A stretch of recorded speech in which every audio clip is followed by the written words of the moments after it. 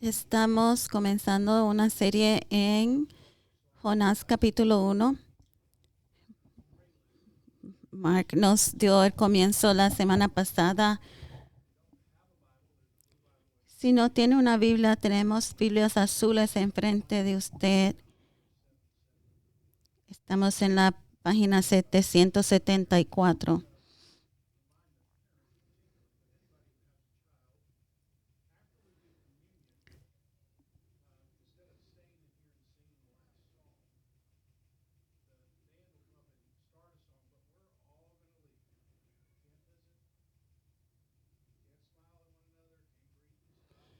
Quiero recordarle a los padres, especialmente los que tienen hijos pequeñitos, que después de la última canción vamos a salir afuera para el bautismo de los niños y queremos estar todos afuera juntos para celebrar con ellos. Entonces, Jonás capítulo 1, quiero acercarme a la historia de Jonás de la misma manera que lo hice con la historia de Ruth. Imagínense que estamos juntos sentados viendo una serie de 4 partes de Jonás y usted tiene el gozo de sentarse y mirar esta serie conmigo y yo tengo el control remoto. Estaba yo con unos otros hombres mirando el juego de fútbol y ellos también querían el control remoto, pero desafortunadamente yo tenía el control remoto. Y mientras vamos mirando este pasaje de Jonás, voy a hacer alguna pausa con el control remoto y saltar y para hacer aplicación. Y quiero que ustedes sepan que la historia de Jonás es mucho más sobre un hombre que fue tragado por un pez grande. Es la historia de un hombre que tiene religioso, que tiene alguna de las tendencias que con frecuencia se forman dentro del pueblo de Dios. Estas orgullo, tribalismo y una pequeña manera de pensar.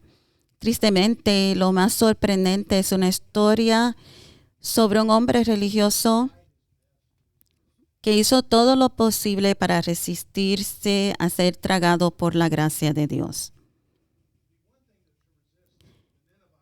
Es una cosa resistir a los ninivitas, pero es una cosa resistir la gracia de Dios. O sea, él no quería recibir la gracia que Dios estaba dándola como Dios la daba.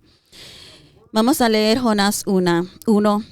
Vino palabra de Jehová a Jonás, hijo de Amitai, diciendo: levántate y ve a Nínive, aquella gran ciudad, y pregona contra ella, porque ha subido su maldad delante de mí.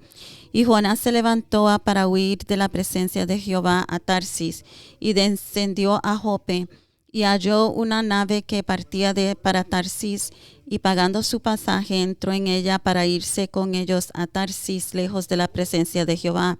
Pero Jehová hizo levantar un gran viento en el mar, y hubo en el mar una tempestad tan grande que se pensó que partiría la nave. Y los marineros tuvieron miedo, y cada uno clamaba a su Dios, y echaron al mar los enseres que había en la nave para descargarla de ellos.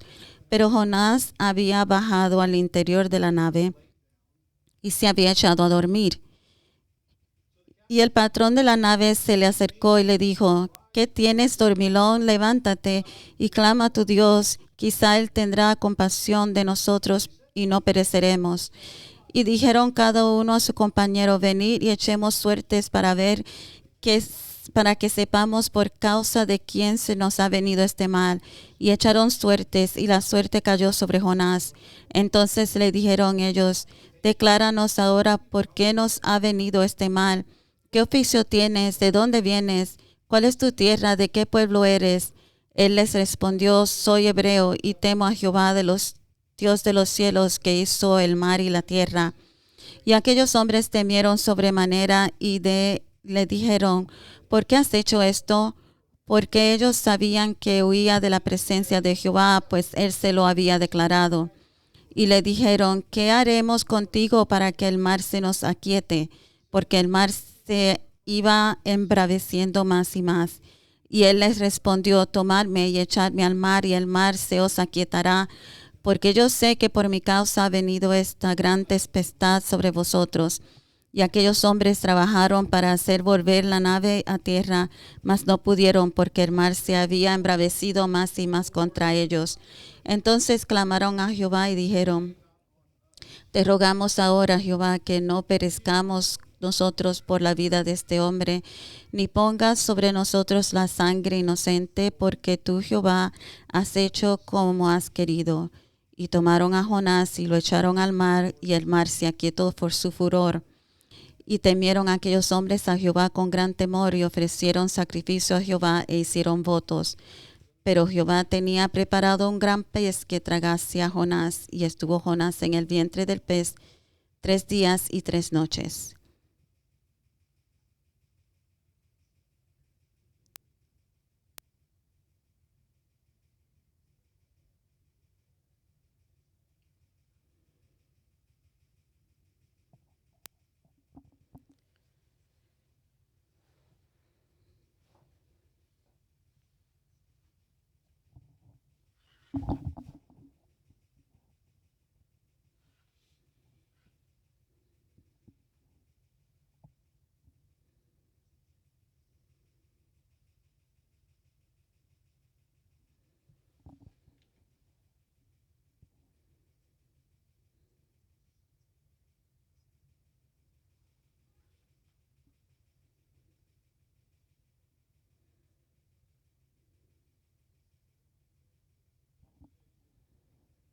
En los días de Jonás,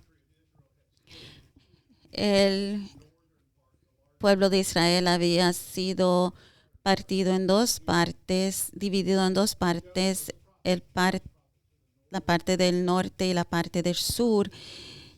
Y Jonás era un profeta para el reino del norte de Israel. Y un profeta era alguien que hablaba en nombre de Dios. Un aspecto del libro de Jonás que es tan inusual es que no registra lo que Jonás dice como los demás libros de los profetas. Generalmente los libros de los profetas registran las palabras de que Dios dice, pero el libro de Jonás no es así, sino que el libro de Jonás registra lo que Dios hace. El nombre de Jonás en hebreo significa paloma. Y en la Biblia la paloma se usa con frecuencia para representar simbólicamente el final de algo viejo y el comienzo de que algo nuevo va a comenzar. Es como la nueva presencia de Dios que viene.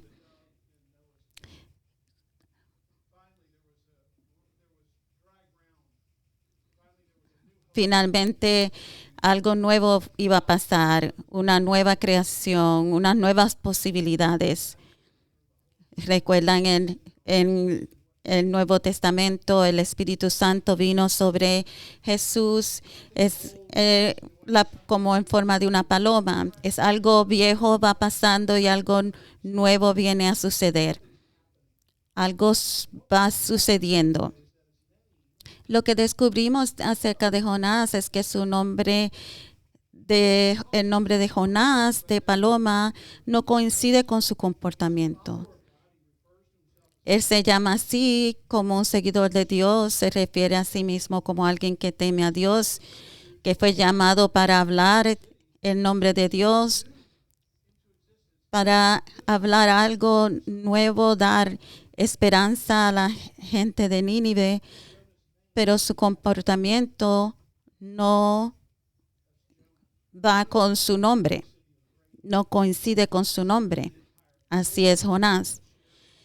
Nínive era la capital del poderoso imperio de Asiria, ubicado en la frontera norte de Israel. Y Nínive no solamente era poderosa, sino que era también un pueblo brutal. Israel estaba resistiendo el ataque del pueblo de Asiria por no pagar los tributos que pertenecían.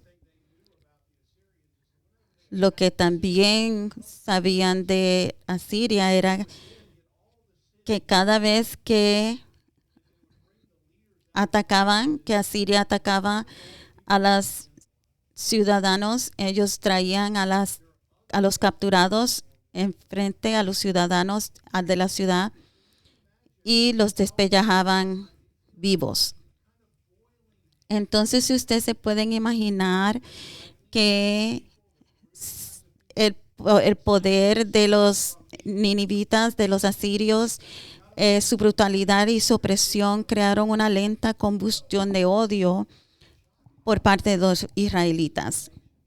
Sorprendentemente, esta nación se convirtió en el objeto del alcance de Dios. Esto fue algo chocante para todo lector. El llamado de Dios de Jonás a que se levante y vaya a predicarle a este pueblo. Entonces, ¿se levantó Jonás y fue? Sí, Jonás se levantó y fue, pero se fue en la dirección opuesta. Él estaba supuesto a ir 500 millas al oeste hacia Nínive, pero en vez se fue a la dirección opuesta, 2.500 millas al este hacia Tarsis. Tarsis es hacia España. España era como decir a navegar hasta el fin del mundo. Entonces, Jonás está yendo 5 veces al lado opuesto de donde tenía que ir.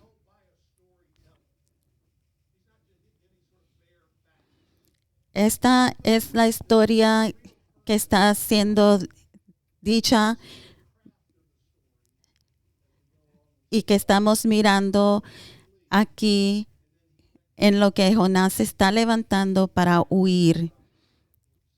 Él se levantó para huir y bajó a Jope, a la ciudad portuaria, huyendo de la presencia del Señor. Y se cayó en el barco. Cada vez que estás huyendo de la presencia del Señor, ¿a dónde vas? Vas abajo.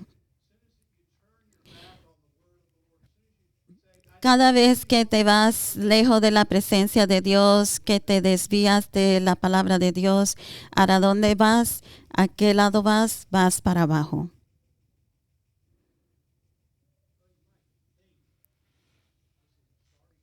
Usted pensaría que este es el principio. ¿Quién quiere ir a Nínive? Podría ser que te iban a despellejar vivo. Pero piensa usted que esto era lo que tenía Nínive, lo que tenía Jonás, miedo de ir a Nínive, pero esto no era lo que tenía temor Jonás de ir a Nínive. Leamos en Jonás 3:10, y vio Dios que lo que hicieron, que se convirtieron de su mal camino. Y vemos que Jonás en capítulo 4:1 dice que Jonás quedó apesumbrado en extremo y se enojó porque Jehová perdonó al pueblo. Él dijo, yo sabía que tú lo ibas a perdonar al pueblo, ibas a ser clemente y piadoso, y por eso no quería ir a Nínive a predicar, porque sabía que Jehová iba a perdonarles. Jonás no tuvo miedo de enfrentar el dolor. Él tenía miedo de enfrentarse a la gracia de Dios. Jonás odiaba a los asirios y odiaba el plan de Dios. Jonás creía que el mundo sería un lugar mucho mejor sin los ninivitas. Él tenía una visión para él tenía su propia visión para los demás y él tenía una visión para el mundo. Pero cuando Dios le dijo, yo tengo una visión diferente a la tuya, Jonás no quería nada que ver con la visión de Dios. Este es alguien que estaba roto. Algo había pasado con Jonás. Este Jonás estaba quebrantado. De seguro, su nombre no coincide con su comportamiento. Jonás quería servir un Dios de su propio hecho. Él había hablado acerca de Dios. Él había hablado en el nombre de Dios. Pero él quería un Dios que castigaba a la gente mala como los ninivitas y bendecía a la gente buena como a él. Entonces, él decía, mira Dios, esta gente de los Nínive, ellos merecen tu castigo y la gente como yo merecemos tu bendición. Versículo 2, la voluntad de Dios y la voluntad de Jonás experimentaron una colisión frontal. Jonás era un hombre religioso cuya visión de su vida estaba siendo desafiada en el núcleo mismo. Entonces, cuando Dios trae a Jonás en alineamiento con su voluntad, Jonás se revela. Jonás pensó que estaba corriendo por su vida, pero en realidad Jonás estaba huyendo de la vida. Yo tengo una visión de lo que es la vida, decía Jonás.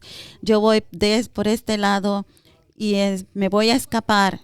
Voy a escapar lo más lejos posible. Es como el hijo pródigo.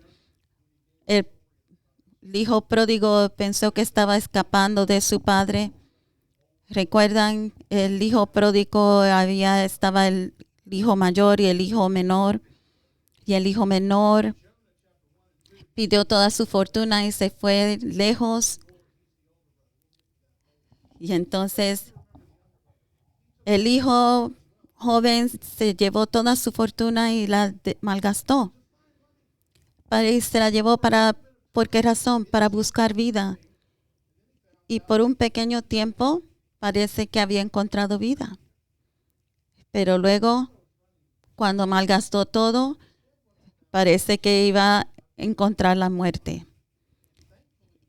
Y en vez de, afortunadamente que en la historia el hijo pequeño encuentra su sentido común y se regresa a buscar la vida cuando regresa a la casa de su padre. Dios le dice a Jonás, yo quiero que tú tengas un asiento primero aquí para que veas cómo yo puedo tener bondad y misericordia hacia la gente que necesita misericordia. Pero Jonás no quería esto. Jonás quería ver que Dios castigara a al pueblo de Nínive. Entonces, ¿qué hace Jonás? Simplemente se perdió.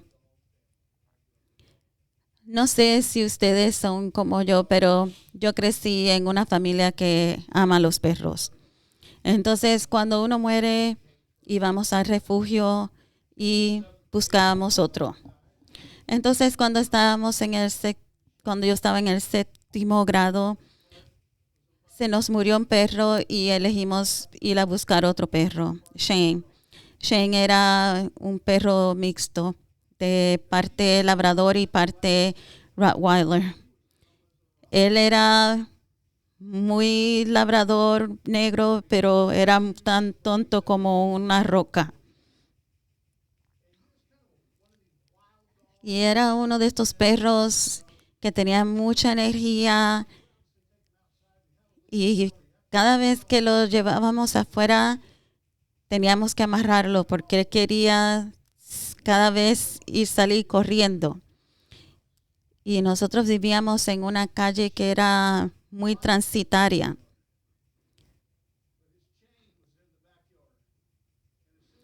Y teníamos que tratar de mantenerlo siempre atado. Porque si él salía corriendo, quería correr hacia la calle, que estaba muy concurrida. Entonces, esto era lo que pasaba cada vez que se soltaba. Shane se acercaba a la carretera, paraba, miraba hacia nosotros como si éramos unos tontos porque estábamos nosotros gritando y agitando las manos. Nos miraba con esos ojos salvajes y corría hacia la calle. Bueno, ya ustedes saben el final de la historia. Una vez se soltó Shane, nosotros corriendo detrás de él y perro desaparecido. Verdaderamente perro desaparecido. El próximo día estábamos otra vez en el refugio porque el perro se había muerto, había perdido su vida. Era un perro muy tonto. Lo que él pensaba era que la soga que lo estaba aguantando lo estaba sosteniendo de vivir. Pero lo que descubrió fue que la soga que lo estaba aguantando le estaba manteniendo vivo. Y esto es lo que estaba pasando con Jonás. Jonás quería soltarse de la soga y lo que descubrió era que en vez de correr hacia la vida, lo que estaba era corriendo lejos de la vida. Él estaba como el perro. Si puedo cruzar esa calle, voy a tener vida. Y lo que encontró fue la muerte. Jonás está en un curso de colusión. Él cree que está corriendo hacia la libertad. ¿Hay alguien aquí que está a la fuga? Algo que usted sabe que Dios quiere que usted haga, que deje de hacer, que comience a hacer, pero no lo quiere hacer. Usted va a bajar. Va a ir a cruzar la calle y se va a golpear. Versículo 4. Entonces de la nada un gran viento viene sobre el mar. No es así como dice. El viento no vino de ningún lado, sino que dice, pero Jehová lanzó un gran viento sobre el mar. Jehová envió un gran viento, lanzó un gran viento. Jonás aprenderá que no puedes correr más rápido que Dios. Tim Keller dice, Jonás aprende que cada acto de desobediencia a Dios tiene una tormenta junta. No todas las tormentas de la vida, pero algunas de nuestras tormentas están ligadas a nuestra desobediencia. Y a veces estas tormentas pueden ser costosas.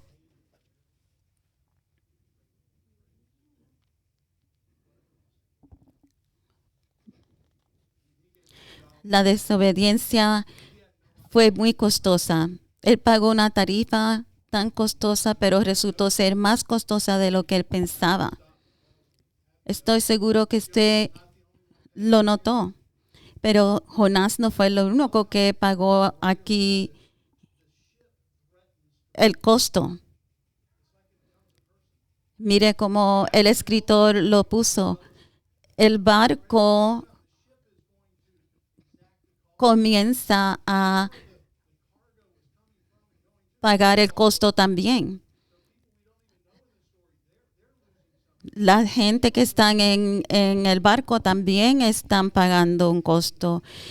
La carga también que fue arrojada también es un costo. Los marineros también que están temiendo por su vida es un costo. Cuando mi mamá tuvo cáncer, fue como que todos nosotros tuvimos, toda mi familia tuvo cáncer. Los efectos de su enfermedad se extendieron a todas nuestras vidas. El punto es que cuando vives en desobediencia a la palabra de Dios, tu pecado, tu desobediencia, mi pecado, mi desobediencia, no está en una bolsa de Ziploc, en una bolsita plástica y la puedo cerrar y ya solamente me toca a mí. No. Tus bolsitas de Ziploc tienen muchísimos agujeritos y afecta a todos los que están a tu alrededor. Tú eres responsable por tu pecado, pero no serás el único afectado. Jonás no es el único afectado. Él es el único responsable, pero él no es el único afectado por su desobediencia. Vemos el efecto aquí mientras vamos por la historia. Mientras todos a bordo luchaban contra la tormenta y se sacrificaban por la tormenta, e incluso estaban rezando, tirando cosas al borde del barco, comienzan a orar. ¿Y qué estaba haciendo Jonás? Jonás estaba durmiendo. Es tan doloroso, porque de una manera su desobediencia, su pecado, lo había entumecido y había entumecido su conciencia. No sé cómo hubiera estado abajo de este barco, pero no podía haber estado tan calmado todo abajo, pero él estaba dormido. Su pecado lo tenía tan entumecido que él no podía darse cuenta de lo que estaba pasando. Entonces el capitán baja y este hombre, que es un hombre de Dios, el profeta de Dios, que habla de Dios, lo encuentran dormido. No sé si lo recuerdas, pero después del septiembre 11 se suspendieron los viajes aéreos. ¿Recuerdan eso? Pero el 14 de diciembre hubo una excepción. Se permitió que se transportara a un hombre a la Casa Blanca,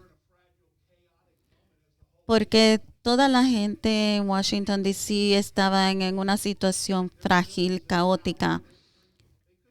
No podían arreglar el sentir de caos que había en toda la nación. Y entonces presidente George Bush, permitió que trajeran a un hombre, a Billy Graham, que volaran a este hombre, un solo avión, que vinieran el hombre de Dios, que viniera para venir a hablar a nosotros, que hablara el nombre de Dios. Y cuando lo llamaron, él estuvo listo para venir. Y me pregunto si la iglesia estaría durmiendo ahora, porque estamos en un lugar frágil, en un momento frágil ahora también. Y me pregunto, muchas personas están preguntándose qué estará pasando ahora en el mundo.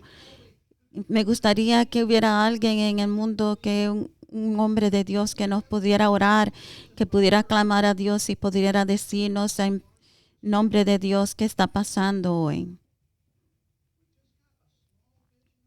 Tenemos una pequeña visión de nuestra vida, una pequeña visión de cómo Dios puede trabajar por nosotros. Dios quiere bendecirnos con una esposa, con 2 hijos, con una buena retiro. Tal vez usted tiene esta pequeña visión y tal vez usted está dormido y no puede oír que Dios está diciendo, hey Paul, te estoy llamando, tienes que soltar esto para que me dejes usarte. Y tal vez diga, esto no es lo que yo estaba esperando. Estoy tan agradecido que no llamaron a otra persona y que Billy cuando lo llamaron no dijo, estoy durmiendo ahora.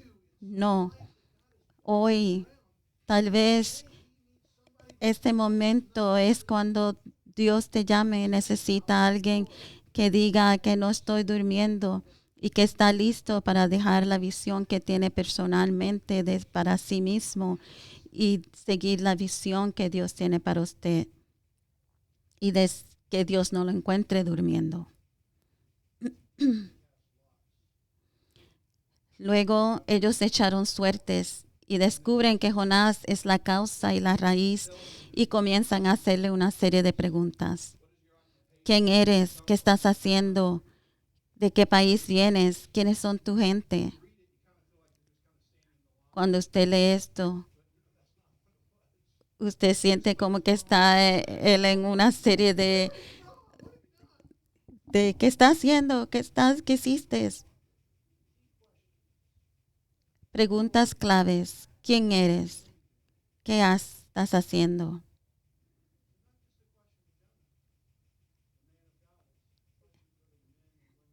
Esta no es solamente una pregunta para Jonás, estas son preguntas para los hombres y mujeres de Dios que están aquí. ¿Quién eres?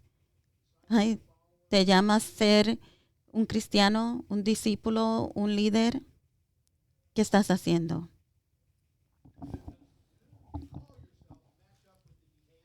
Lo que dice que eres concuerda con tu comportamiento porque no era así con Jonás. Jonás responde, temo a Jehová, Dios de los cielos, que hizo el mar. Y los marineros están atónitos. ¿Qué? ¿Conoces al Dios que hizo el mar? Y sus miedos se disparan. Mientras se aferraban a las cuerdas del bote, gritándose unos a otros para ser escuchados por encima de los vientos aullantes y las olas rompiendo, los marineros dicen, Jonás, dices que temes al Señor, pero los únicos que parecen tener miedo son los marineros. Jonás, que temes al Señor, pero no oras. Jonás, dices que temes al Señor, el que hizo el mar, pero elegiste huir subiendo a barca con otras personas para ir a un viaje de 2.500 millas a través del mar. Jonás, tú no eres lo que pareces. Nada de lo que dices concuerda con lo que eres. Entonces ellos miran a Jonás, todo el mundo puede ver la hipocresía de Jonás, menos Jonás. Entonces tienes que ver una persona de afuera, un pagano, para mirar quién es Jonás y decirle, oigo lo que dices, pero no lo veo.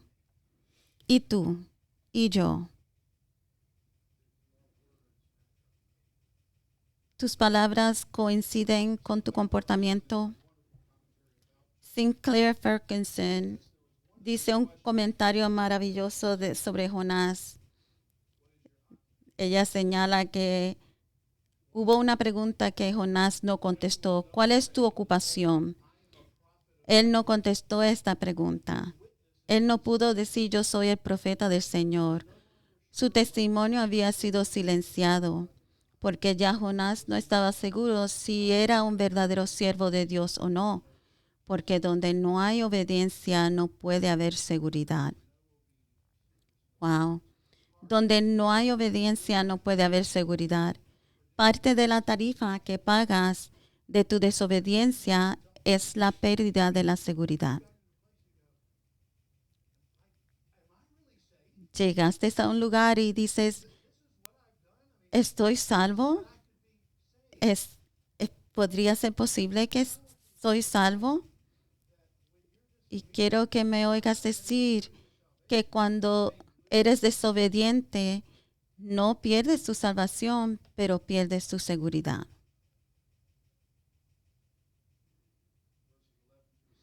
Versículos 11 al 17. Algunos eruditos de la Biblia dirán que en estos versículos comenzamos a ver la primera señal de Jonás despertando a la realidad. Porque en el versículo 12 se lee que Jonás dice que lo tiren al mar, porque así se callará el mar.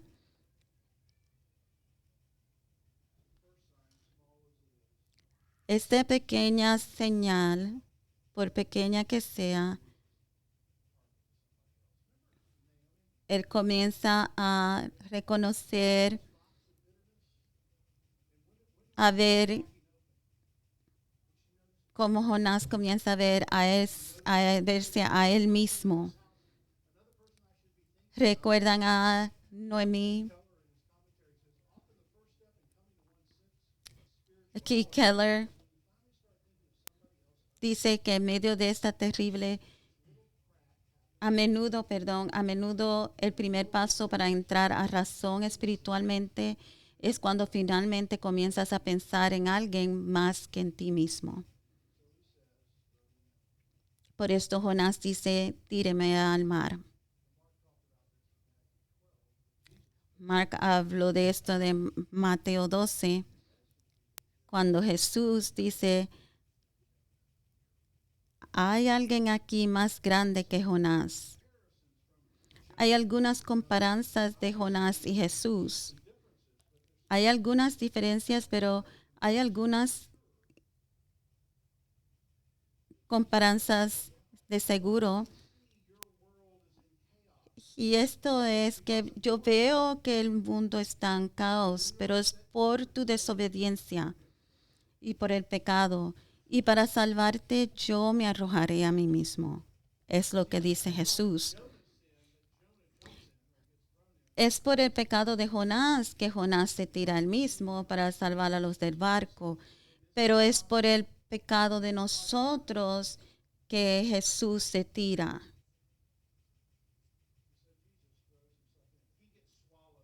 Jesús se tira a él, se arroja a él mismo y se da en sacrificio. Él se tira al cruzar la calle y se mata para no ser el sacrificio para nosotros.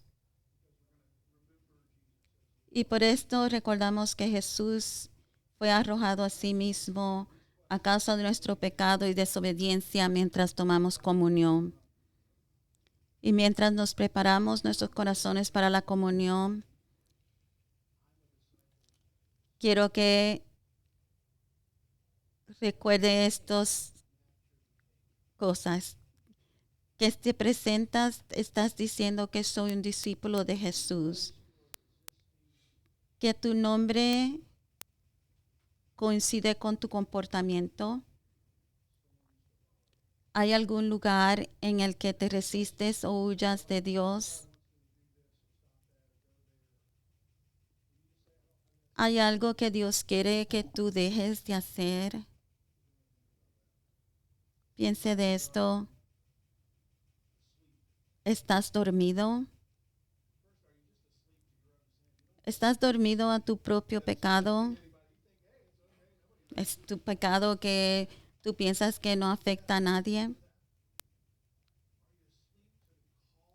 ¿Estás dormido al llamado de Dios? Ese llamado que Dios dice que te quiero usar de una manera única, pero no puedes estar dormido. Quiero llamarte y te montes en un avión, quiero que vayas. ¿Estás listo para decir que sí? Quiero que pienses de estas preguntas en las que he tenido que yo luchar toda esta semana.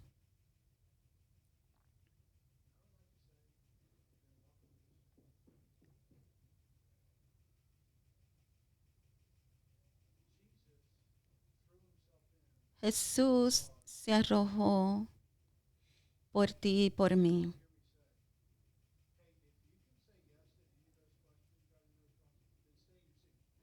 No estoy diciendo que sí, usted puede decir que sí a alguna de estas preguntas, que se quede en su asiento. No, porque nadie podría pasar adelante. Sino que pase adelante, aunque esté diciendo que sí a estas preguntas, que tiene estos retos y que está diciendo sí y necesito a Jesús. No resista la gracia de Dios. No sea como los ninevitas, los de Nínive, que abundaron en la gracia de Dios. Jesús sabe como sus discípulos y nosotros estamos aquí y Jesús sabe que Él ve caos y que todos nosotros estamos aquí necesitando de su cuerpo y de su sangre. Y Él está dando su cuerpo y su sangre para que nosotros podamos vivir. Entonces ustedes vengan y recuerden que Él dio todo por nosotros y que esto nos dé la pasión para vivir y para seguir adelante para otros también.